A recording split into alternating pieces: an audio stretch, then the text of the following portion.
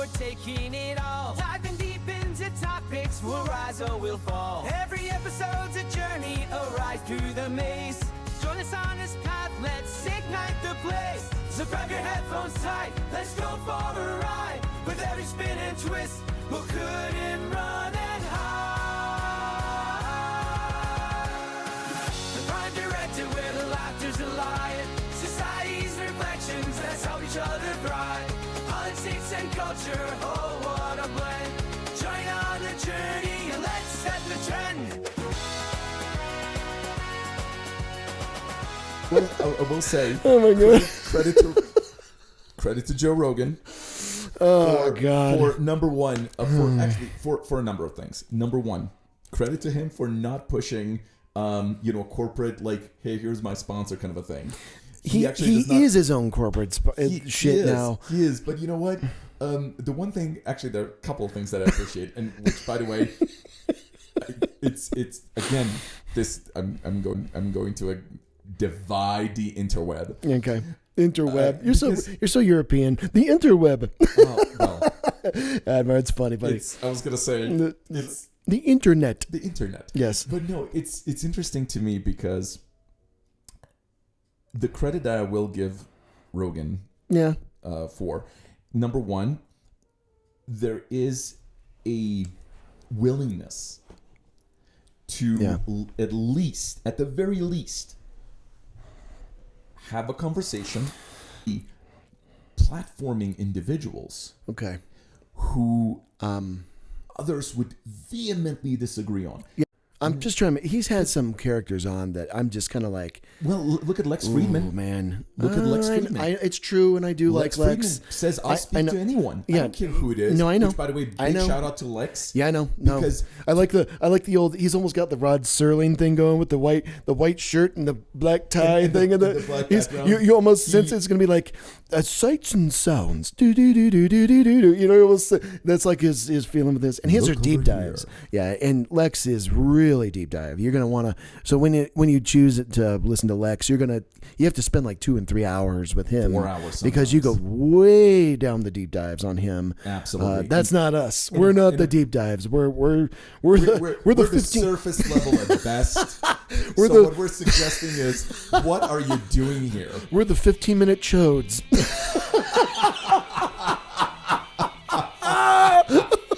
You said it. Oh God. Oh man. Okay. That's anyway. Okay. Sending love to Joe. Sending love to all your ass. Trying to understand. The reason I host this podcast is we want to call guys like you out. You have some serious power out there, you sons of bitches. You know this. So who you choose to platform, and you know this, you're not idiots. You can give voice to the people, or you can give voice to multi-billionaires who want to seek to destroy, seek to cloud, they're not driven by high ethical principles or moral shit. Well, what is that old saying? Watch their actions, you know, see what they do. Back to the, platforming individuals who have an obscene amount of agency. Yes. So it's not just too about much monetary value. It's too much. It's the agency that amount of money provides to you. It's too much. It's, what is that, again, Latin saying, res non verba. Res non verba. Deeds, not words. Deeds, not words. So the idea is, what are you doing? Yeah. Unfortunately, with that amount of wealth, what is that old saying? Power corrupts. Absolute power corrupts. Absolutely. That's well, right. Money corrupts. That's and right. Absolute money corrupts. Absolutely. Because at the end of the day, when who wasn't it Scott-Galloway? Again, shout out to Professor Scott. Yeah. Who recently said the biggest return on investment, the biggest ROI that has happened in the year 2024. Do you know what the ROI? I don't. Is it Apple or is it what is it? Is it a stock or is it? That was my thought. Yeah. You would think it's Apple. It's Nvidia. It's Nvidia, maybe. Right. Dr. Scott, says it's Musk. He spent $250 million to elect someone, and my wealth just went up Yeah, by the billions. I forget. I think I saw that clip. Musk's wealth jumped by something like 15,000% or something like that. Which also, it's again, Scott was talking. It's like, how is it that individuals are worth more than an entire corporation and nation states and nation more than states? nation states? Yeah. And what does that mean for human freedom? What does that mean if for our what does future? It mean for policy? What does it mean for policy? What does it mean for? I'm going through this right now. Our union, it's been crushed right now by corporate interests from dark money interests. What does it mean for basic things like pension systems and things like Social Security and any sense of fairness in a world that is supposed to be, or at least idealistically supposed to be going towards a more just kind of atmosphere. I say just in the sense of like a John Rawls, sense of justice in that sense. Yeah. I'm talking about a true sense that we're guided by higher principles that lead to truth, real truth. Well, if I may just touch upon this very briefly. Yeah. Because I think you hit the nail on the head just now. That is the generational shift we're starting to see. Yeah. Young people don't want to... Gen Z is looking at the cookie cutter prospects of a bygone era. Yeah. And they're like, you know what? It's not for me. I'm out. And it's not for me. Do you know what it reminds me of? There was in the early 2000s, there was a great movie. Yeah. There was a great movie called Waiting. Was it Ryan Reynolds in that? Ryan Reynolds is in there. Okay, I think I saw that. Which, by the way, shout out to the entire cast and to that movie. Yeah. Because the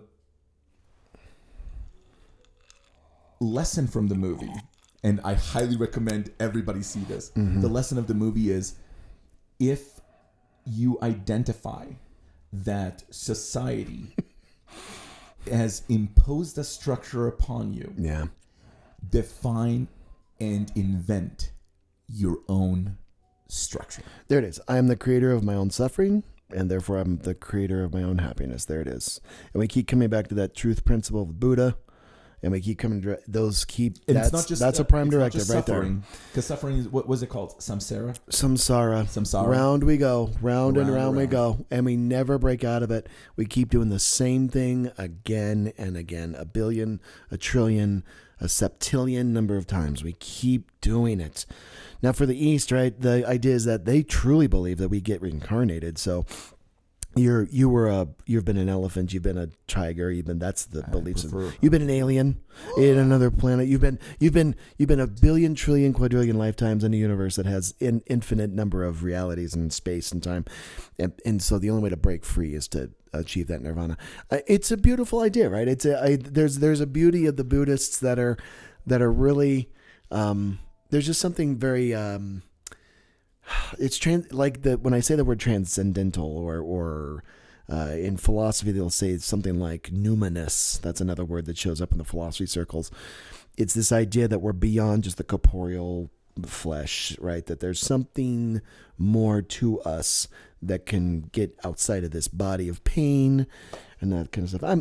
I've always been attracted to those ideas and stuff. So and actually speaking of that, we are still tied to this terrestrial realm that we exist in, which and oh my goodness, I'm afraid I may actually I may have a Jordan Peterson moment right here. Oh no! I will say it is important for us to understand the interconnectedness, the interrelational aspect of our terrestrial bodies, and how important it is to take care of this body, our terrestrial entity. It's true. Which, oh my goodness!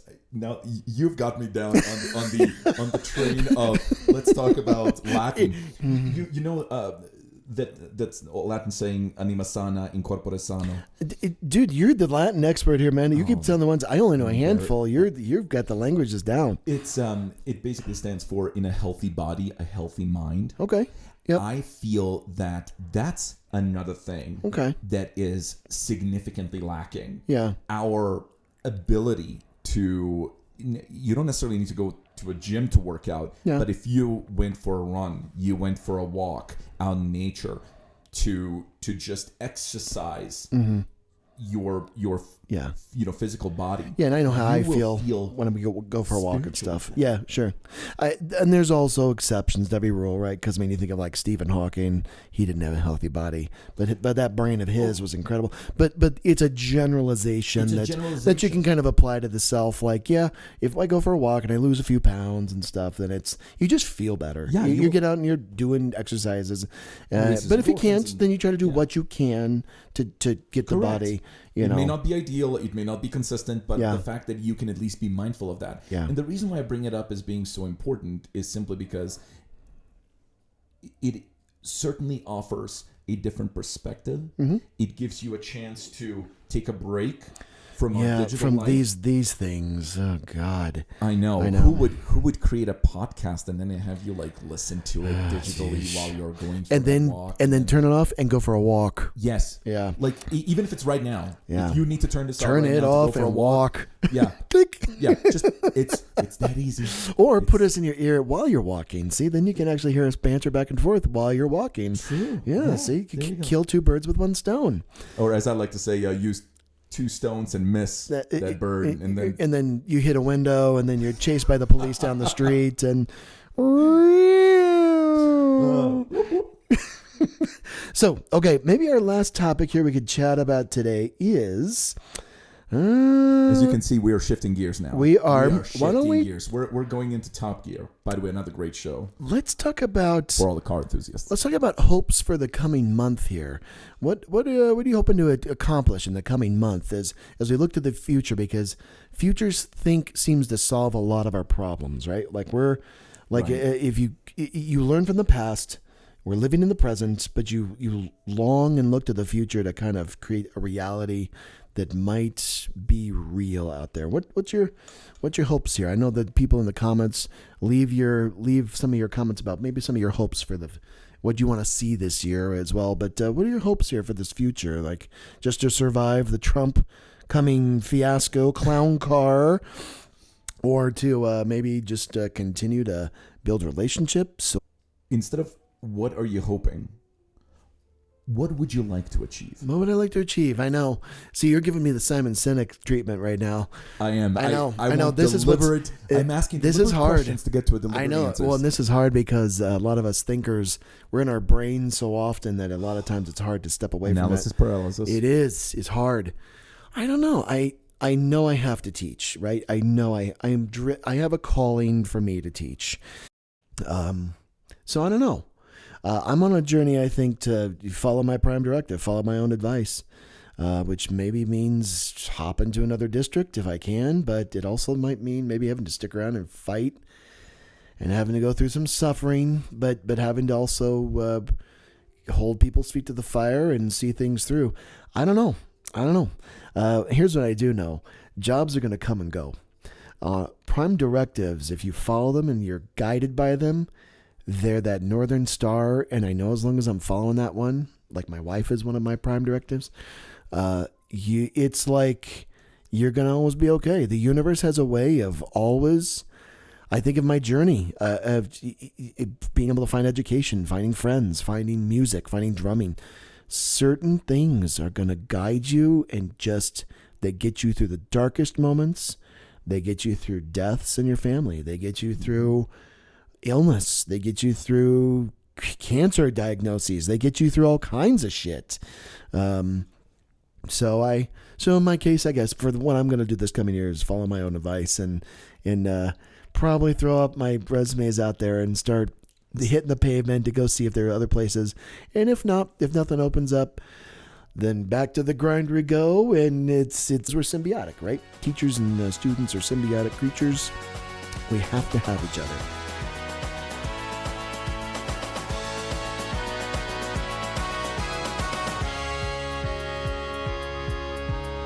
As we close the chapter, lend us your ear. The Prime Directive's calling, so let's persevere.